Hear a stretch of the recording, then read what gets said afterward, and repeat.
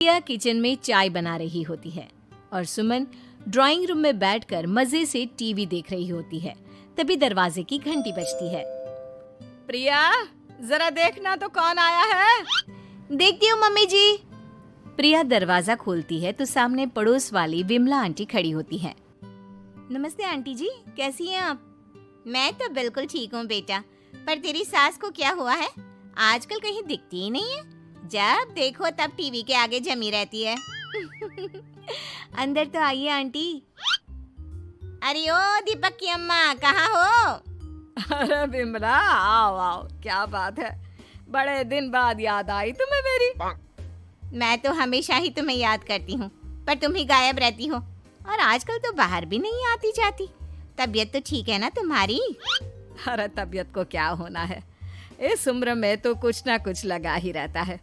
मेरी छोड़ो, तुम ये बताओ कि क्या चल रहा है गली मोहल्ले में। तुम गली मोहल्ले की छोड़ो, चल तो तुम्हारे पड़ोस में रहा है। तुम्हारी नई सहेली आई है। मेरी कौन सी नई सहेली? मैं तो यहाँ बस तुमसे बातचीत कर लेती हूँ या फिर बाजू वाली शर्मा की बहू से दो चार बातें कर लेती हूँ। इसीलिए तो कहा कि तेरी नई सहेली आई है। अब कोई पड़ोस में आया है तो बात तो होनी ही है। कम से कम इसी बहाने हमारा भी एक ग्रुप बन जाएगा। फिर सब मिलकर अपनी बहुओं की शिकायतें किया करेंगे। दोनों हंसने लगते हैं। तभी प्रिया चाय लेकर आती है और सामने टेबल पर रख देती है। दोनों चाय पीती हैं और बातें करते हैं। चलो मैं चलती हूँ, अब कल मिलते हैं। राम राम। अगले दिन प्रिया किचन में कुछ काम कर रही होती है और सुमन आराम से सोफे पर बैठकर मटर छिल रही होती है। तभी डोरबेल बजती है।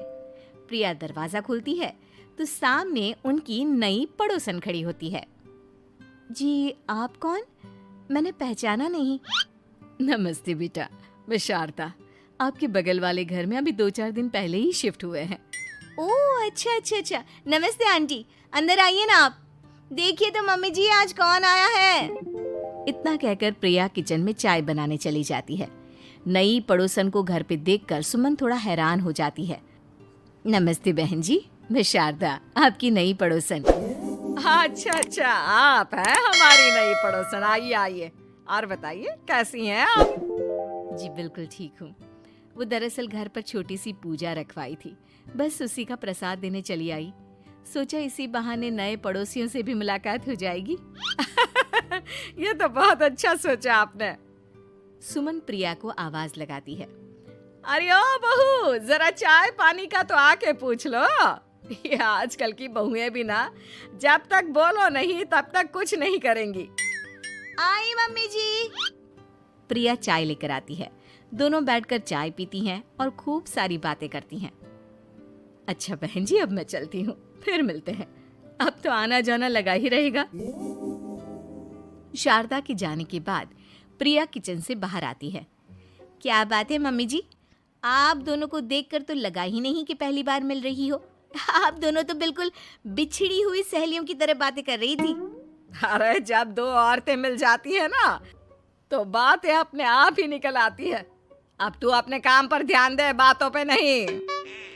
ऐसे ही कुछ दिन बीत जाते हैं। अब सुमन और शारदा अच्छी सहेलियां बन गई होती हैं। दोनों एक साथ मंदिर जाती, मार्केट जाती और कभी कभी तो विमला भी इनके साथ मिलकर खूब हंसी ठिठोली करती। एक शाम तीनों बैठकर सुमन के घर पर चाय पी रही होती हैं कि तभी बहुत तेज बारिश शुरू हो जाती है। सुमन जोर से प्रिया को आवाज लगाती है। प्रिया, ओ प्रिया, देख कितनी तेज बारिश हो रही है। जाके छत से सारे कपड़े ले आ, नहीं तो सब भीग जाएंगे। सुमन 2 बार आवाज लगाती है लेकिन प्रिया का कोई जवाब नहीं आता। शायद प्रिया कुछ काम कर रही है, इसीलिए कुछ जवाब नहीं दे रही। अरे काहे का काम, आराम फरमा रही होगी महारानी। तभी प्रिया बीमार हालत में अपने कमरे से बाहर निकलती है। हाँ मम्मी जी, क्या हुआ? मेरी तबीयत थोड़ी ठीक नहीं है ना, इसलिए आग लग गई। अरे सारे कपड़े भीग गए और तुझे सोने से फुर्सत नहीं है। सबके सामने सुमन के मुंह से ऐसी बातें सुनकर प्रिया उदास हो जाती है और छत से कपड़े उतारने चली जाती है। सुमन, ये क्या बात हुई? प्रिया ने बताया ना कि उसकी तबीयत ठीक नहीं। इसलिए उसकी आंख लग गई। तुम भी ना खामखा उसे सबके सामने सुना दिया। अरे आप नहीं जानती शारदा जी, कुछ बहुएं ना बहुत आलसी होती है, घर का एक काम नहीं करना चाहती। ऐसा नहीं है सुमन, तुम्हारी बहू तो बहुत प्यारी है, तुम्हारी सारी बात भी तो मानती है। हाँ सुमन, तुम प्रिया के बारे में ऐसा क्यों सोचती हो? मेरी भी दो बहुएं हैं, लेकिन मैं उन्हें अपनी बेटियों की तरह रखती हूँ। आखिर वो भी तो किसी की बेटियां ही है ना। और अगर तुम ऐसा ही व्यवहार करोगी तो एक दिन प्रिया भी तुम्हारे साथ ऐसा ही बर्ताव करेगी। शारदा और विमला की बातें सुनकर सुमन की तो बोलती बंद हो जाती है। वहीं प्रिया भी बाहर से सारी बातें सुन रही होती है।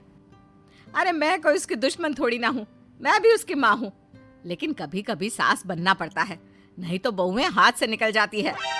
देखो सुमन, ये सब सोच का फर्क है। अगर तुम ये सोचोगी तो कभी प्रिया को अपनी बेटी नहीं बना पाओगी।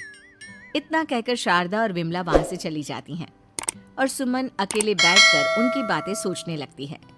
अगले दिन प्रिया और दीपक अपने कमरे में बैठकर बात कर रहे होते हैं और सुमन उनके कमरे के बाहर कुछ काम कर रही होती है और उन दोनों की बातें सुन लेती है।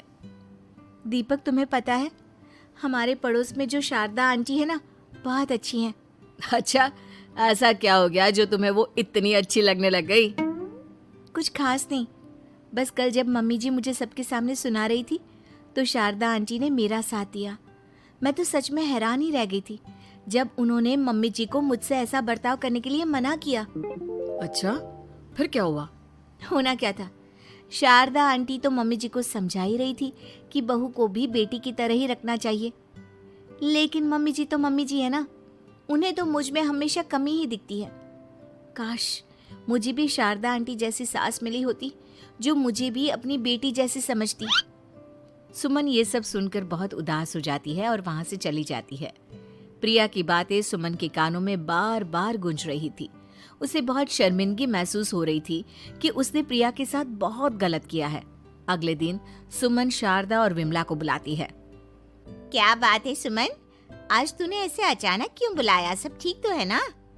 हाँ, सब ठीक है, तुम दोनों बैठो तो सही। तब तक दीपक और उसके पापा भी आ जाते हैं।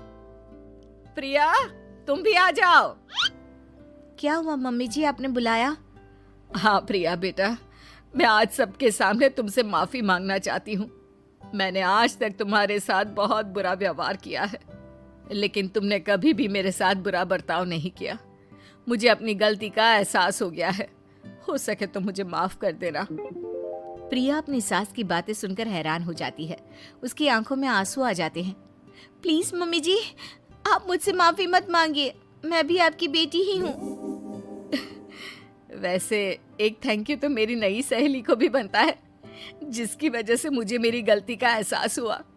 शारदा बहन, आपका बहुत बहुत शुक्रिया जो आपने मेरी आंखें खोल दी। अरे क्या सुमन, तुम भी ना। तो फिर इसी बात पर चाय और पकोड़े हो जाए। हाँ, क्यों नहीं।